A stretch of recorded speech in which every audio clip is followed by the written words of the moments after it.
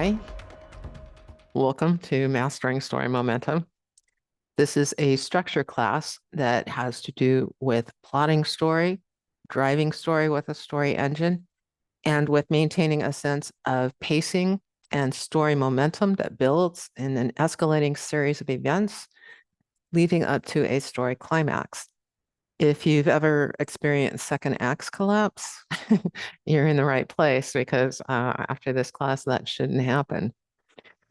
Generally speaking, the reason a second act collapses is because there's not a strong enough story engine driving story, or there are not enough obstacles blocking a protagonist or central character's attempts to get to a story goal, which is driving both the story engine and the characters within the story.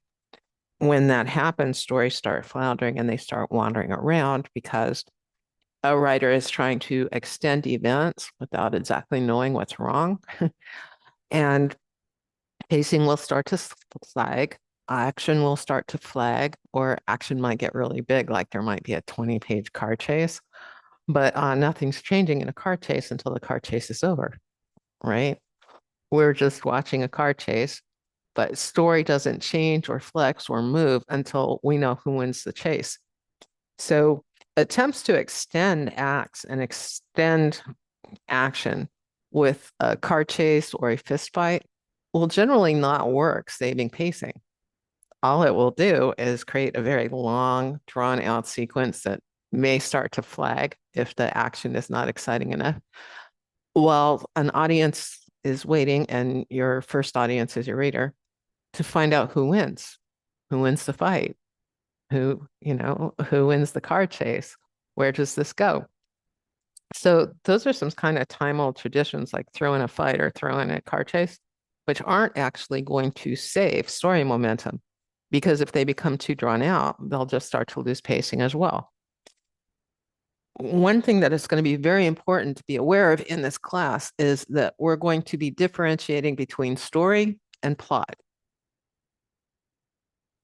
In really technical terms, story is everything, a linear timeline from the first moment in time that is mentioned within a story to the last endpoint moment in time that occurs within the story. And it's all linear.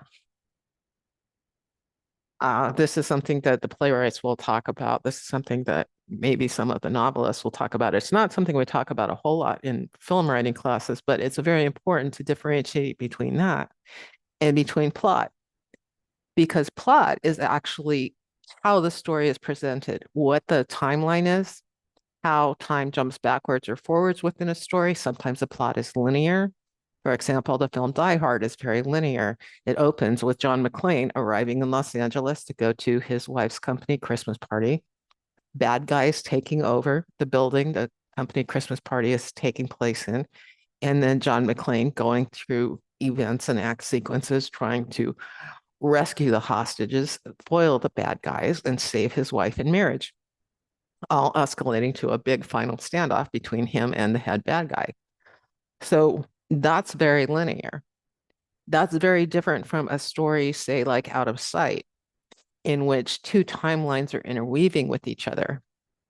And one is the lead character, Foley, going out to rob a bank because he's really angry and frustrated and getting arrested and thrown in jail, and another time and doing his prison time. And the other timeline is Foley escaping and undertaking a diamond heist. And these two timelines interweave together. So that's not a linear plot line at all. That plot line is interweaving these different events in order to create a more dynamic and intriguing story. Because if the story were linear, it would take a very long time to get to the diamond heist story, which is really sort of the story present that facilitates a love story with a federal marshal, and a bank robber, which is really fun. If you haven't seen the film, it's a great film. Check it out. It's a pretty good script too. What's going on there is a change in the way that story events are presented. They're not linear. They're out of sequence. They're two very separate timelines interweaving with each other to give the story that's happening in story present the Diamond Heist a lot more context and a lot more depth and a lot more dimension by showing what led to this and giving backstory on characters, but not doing it all up front in like the first 30 pages. Because if you do that, if you sort of spill all of the information up front, sometimes building a dogged, like inciting event and leading up events and going through all the motions, introducing every piece of information up front, it's like a bad date for a reader and an audience. It's like you go to dinner with someone and they start talking about themselves and don't stop. And it's like being, listening to a boring lecture in a classroom. Will this be on the final exam and how soon can I leave? A lot of plotting has to do with ways of interweaving story events so that they become more dynamic and more intriguing to an audience. And certainly non-linear plot lines are one way to do that. And if you really want to get crazy and go Andy Kaufman on people, you can do a story like Eternal Sunshine of the Spotless Mind, which just is all over the place in timelines, jumping back and forth, because it's about a guy who's erased his memory because he wanted to forget a woman he was in love with who hurt him badly. So we start with this guy on the beach meeting a woman, and he doesn't know he knows her, but he does.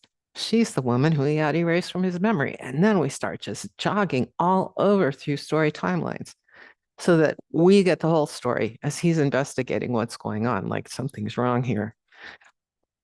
And I need to find out what it is. And he's unaware at first that he actually paid to have that part of his life erased. So this can all get really interesting. And there's no one way is the right way to do it. Each story is unique and has its own best formula for its storytelling. But we are going to look at the different ways to do that. And we are going to look at ways to escalate and ways to open the story more strongly. And we are going to be looking at using cause and effect and act sequencing and scene sequencing to cause a sense of rising escalation and pacing in a story, film, or pilot that will rise and escalate to a climax and create a strong structural base for the story so that the story and the plot are working really well to tell a story in the most dynamic and intriguing and elevating way possible. So thanks for joining me, and we will be continuing on with this in the next section. See you then.